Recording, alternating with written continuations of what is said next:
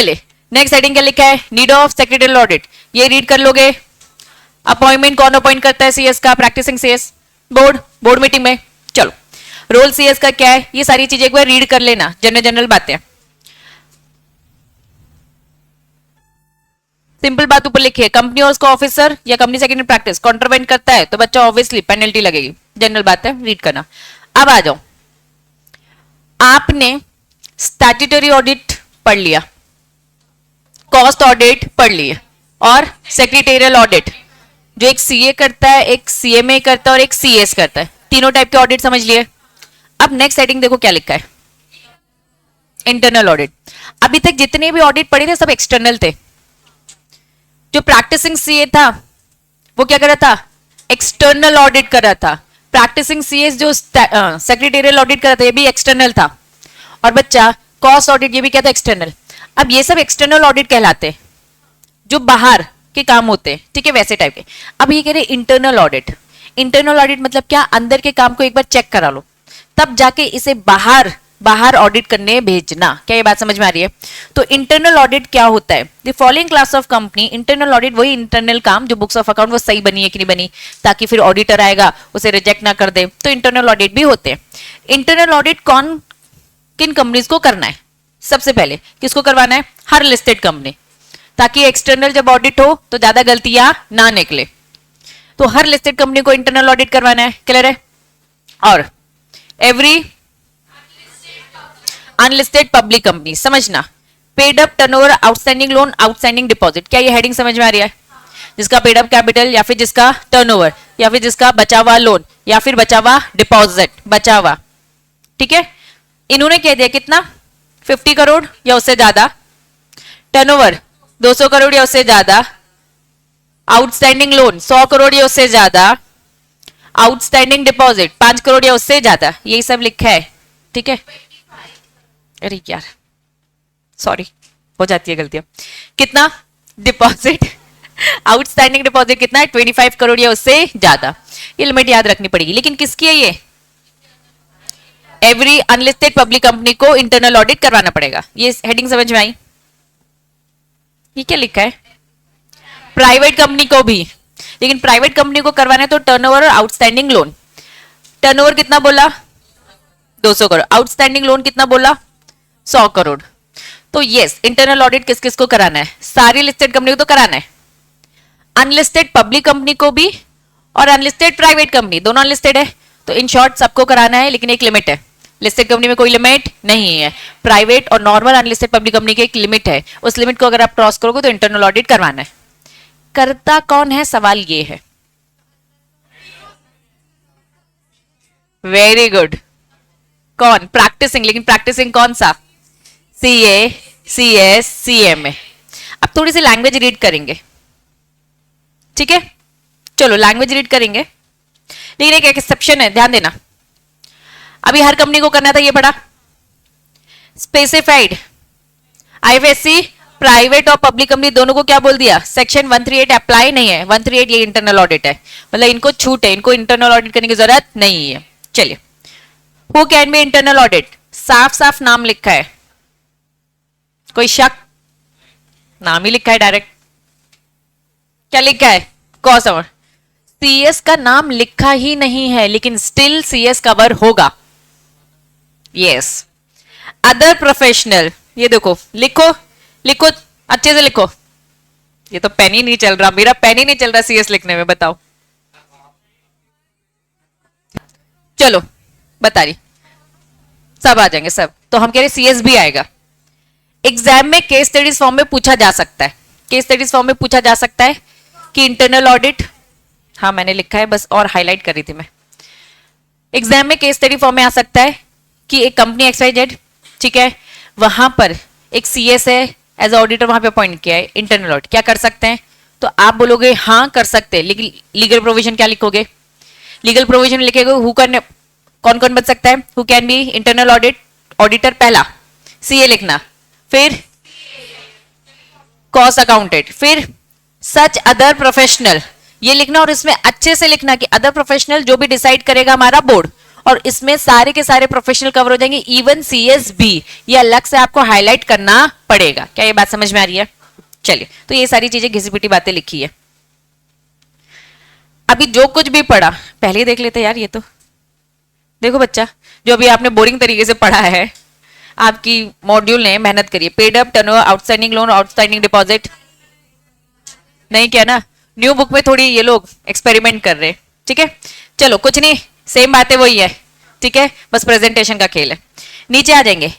Internal auditor जो appoint हो रहा है ये मैंडेटरी है किसके लिए? अब मुझे बताओ, ये प्रोड्यूसर कंपनी, बहुत सारी कंपनियों की लिस्ट पड़ी है। Very good. प्रोड्यूसर कंपनी की किसान भाई लोग के लिए बनती थी, याद है? हार्वेस्टिंग, पूलिंग, ग्रेडिंग, बहुत सारे नाम थे, है ना? पूरी डेफिनेशन थी producer company. Irrespective of any criteria, मतलब ऊपर की जितने भी क्राइटेरिया वो एप्लीकेबल नहीं है।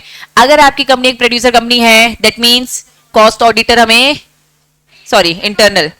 इंटरनल की बात हो रही है, हमें इंटरनल ऑडिटर आपका चाहिए, जो कि चाहे वो सीए, सीएस और सीएमए करे। क्लियर है? उसे इस ऊपर की क्राइटेरिया लिमिट से कोई फर्क पड़ता नहीं है।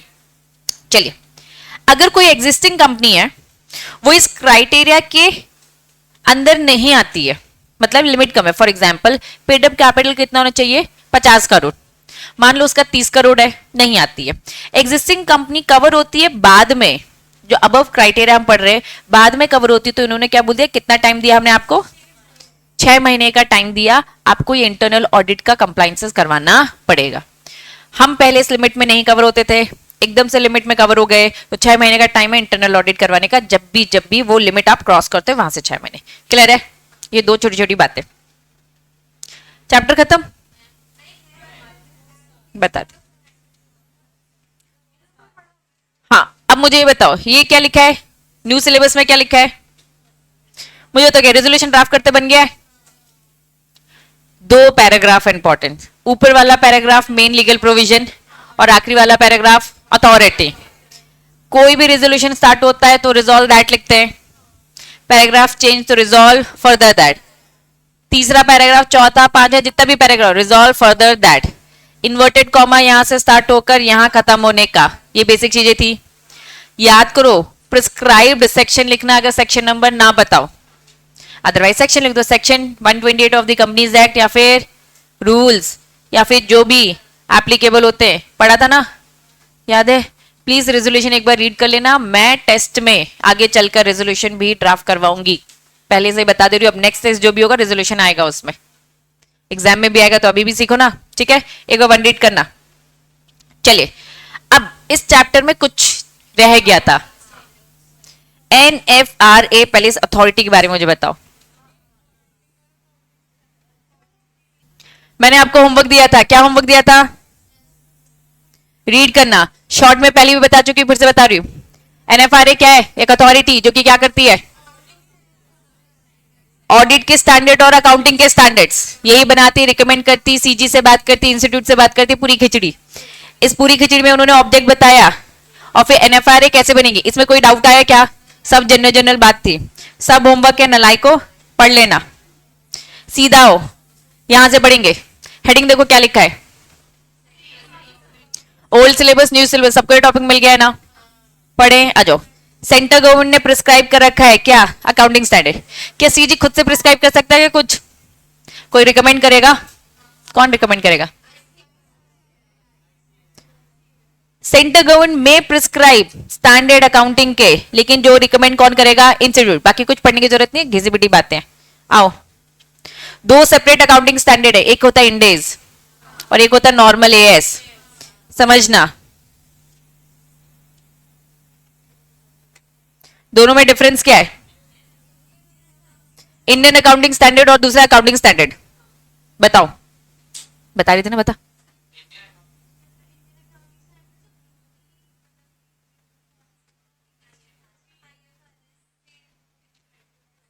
समझो मेरी बात, हम कोई भी लॉ इंडिया में बना रहे हैं, ठीक है, हो सकता है कि वो एग्जिस्ट ना करता हो ग्लोबल लेवल में, तो हमें थोड़ा सा मैच करना पड़ेगा, ताकि बाहर के लोग इंडिया में अगर आए बिजनेस करे तो उन्हें थोड़ा सी आसानी हो जाए कि हाँ यार थोड़ा हमारा लॉ मिलता जुलता है ना, तो थोड़ा समझ में आता है। एकदम ही डिफरेंट रहेंगे तो मुश्किल होगी, होता है। तो होता क्या है, पहले जो ये अकाउंटिंग स्टैंडर्ड्स होते थे ये हमारे इंडिया के ही थे, ठीक है।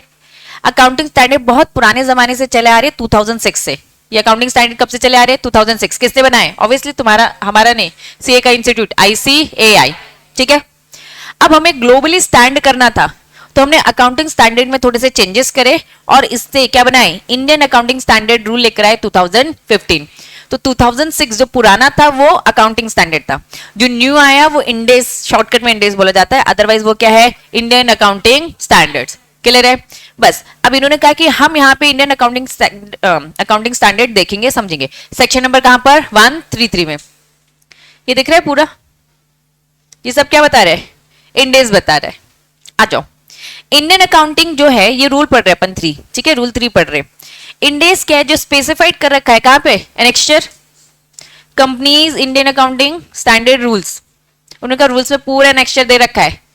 यहां क्योंकि आप कंपनी लॉ पढ़ रहे हो, यहाँ पे आपको अकाउंटिंग स्टैंडर्ड ज्यादा नहीं एक्सप्लेन किया जाएगा, पहली बता दूं। आपका अलग से एक सब्जेक्ट है, बताइए क्या सब्जेक्ट होगा?